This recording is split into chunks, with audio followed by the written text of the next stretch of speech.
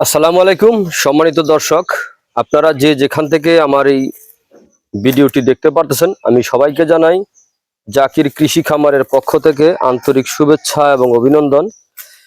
এই যে এখন দেখাবো কিছু ঘাসের চারা। এই যে আমার সামনে যেই চারাগুলো দেখতে পাচ্ছেন মোতা সহ, এটা হচ্ছে আমেরিকান গুয়াতিমালা 5G ঘাসের চারা। এই ঘাসের চারা রোপণ করলে একটি চারাও আপনার মিস হয় না, প্রত্যেকটা চারাই আপনার হয়ে থাকে। এগুলো হচ্ছে শিকড় সহ, দেখেন মোতা সহ শিকড় সহ চারা।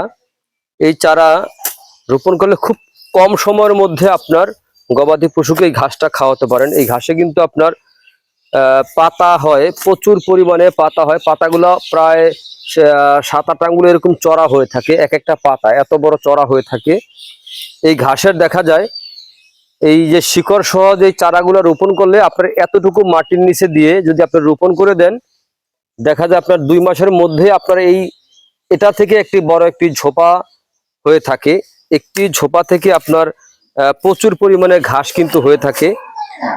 এই ঘাসগুলো আপনার যে কোনো মৌসুমে রোপণ করা যায়, অথবা যে কোনো জমিতে আপনি রোপণ করতে পারেন। যেমন এঁটেল মাটি, বেলে মাটি, দোআঁশ মাটি, সকল প্রকার মাটিতে এই ঘাসটা রোপণ করা যায়।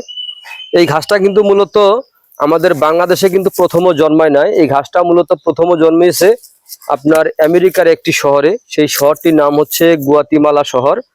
এই বিধায় এই ঘাসটার নামকরণ করা হয়েছে গুয়াতিমালা 5G ঘাস। এই ঘাসটা কিন্তু আপনার যে কোনো মৌসুমে আপনি রোপণ করতে পারেন। এই ঘাসে প্রচুর পরিমাণে ক্যালসিয়াম রয়েছে।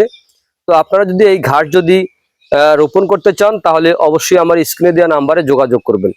আমার নাম্বারটি হচ্ছে 01786434535। এই নাম্বারে ইমো আছে অথবা হোয়াটসঅ্যাপও আছে। আপনারা চাইলে এরকম সরাসরি দেখো সংগ্রহ করতে পারেন। আর এই ঘাসে কখনো বিচি কারো থেকে সংগ্রহ করবেন না।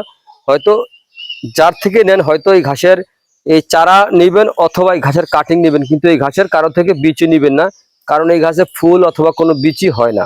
তো প্রিয় বন্ধুরা, আজ এখানে এ পর্যন্তই। আপনারা সকলে ভালো থাকবেন। আল্লাহ হাফেজ।